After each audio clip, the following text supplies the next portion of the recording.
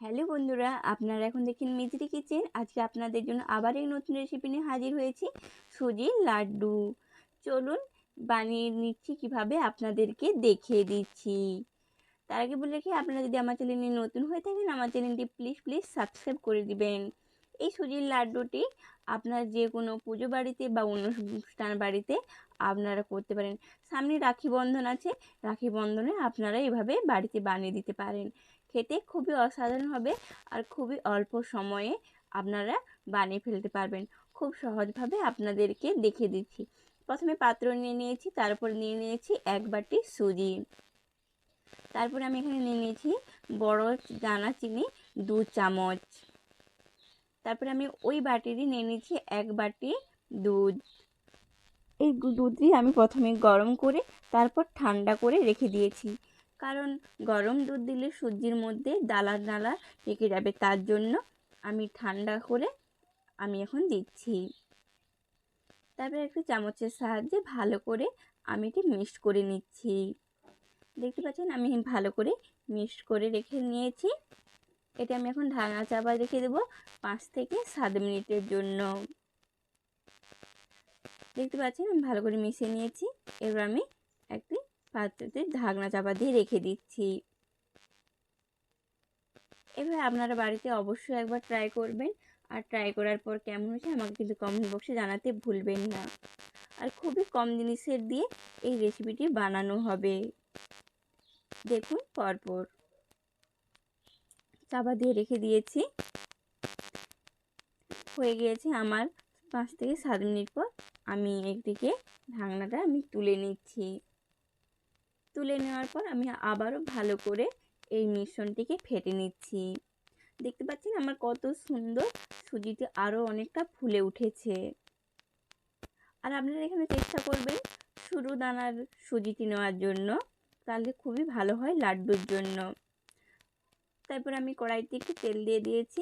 তেলটি গরম হয়ে যাওয়ার পর আমি সুজিগুলো যেভাবে আপনারা বড়া ভাজেন না, সেইভাবে আমি দিয়ে দিচ্ছি বড়া ভাজার মতন গোল গোল সেবে।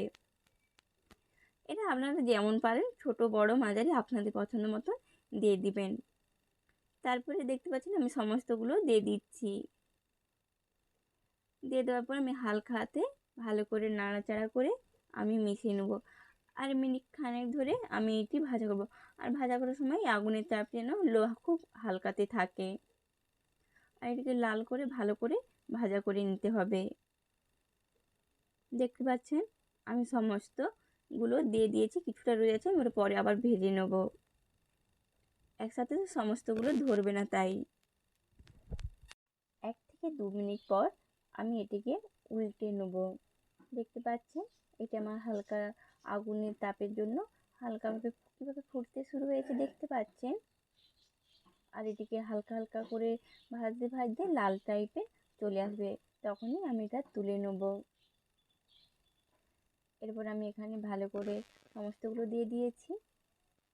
আর এই লাড্ডুটি আপনারা আপনাদের বন্ধুর সাথে অবশ্যই শেয়ার করবেন, আর লাইক করতে কিন্তু ভুলবেন না। দেখতে পাচ্ছেন আমার হালকা লাল কালারে চলে এসেছে।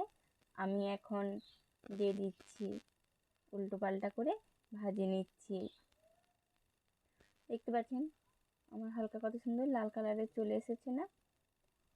আর একটু লাল কালারের হয়ে এলে আমি তখন এই লাড্ডুটিকে আমি সুজির এইগুলো তুলে নেব। কিছু সময়ের জন্য আমি এটিকে রেখে দিয়েছি। আর এই সময় সবসময় যেন বলছি, এই আগুনের তাপটি অবশ্যই হালকা রাখতে হবে। দেখতে পাচ্ছেন আমার খুব সুন্দরভাবে ভাজা হচ্ছে, ভাজা হয়ে গিয়েছে। এরপর আমি এই সমস্ত সুজির যে ডালাগুলো রেখে দিয়েছিলাম সেগুলি আমি এরপর তুলে নিচ্ছি। হয়ে গিয়েছে। আর জানেন তো এই লাড্ডুটি যখন বানাই তখন আমি নিজেই ভাবছিলাম যে সুজির কি লাড্ডু হয়, খেতে কেমন হবে। সত্যি বলছি, খাওয়ার পর দেখেছি খেতে খুবই অসাধারণ হয়েছে। মানে খেয়ে যেন মনে হচ্ছে যে এটা বাড়িতে বানানো লাড্ডু না দোকান থেকে কিনে এনে খাচ্ছি, ঠিক যেন দোকানের মতন হয়েছে। আপনারাও কিন্তু বাড়িতে অবশ্যই এটা ট্রাই করে দেখবেন। আর সামনে তো রাখি বন্ধন আছে না, তাতে আপনারা এটা বাড়িতে আপনারা অবশ্যই করবেন। হয়ে গিয়েছে আমার ভাজা। এরপর আমি সমস্ত সুজির বড়া ভাজাগুলোকে আমি তুলে নিচ্ছি। আর এই সুজির ভাজাটি আমি 6 থেকে 7 মিনিট ধরে আমি ভাজা করে নিয়েছি।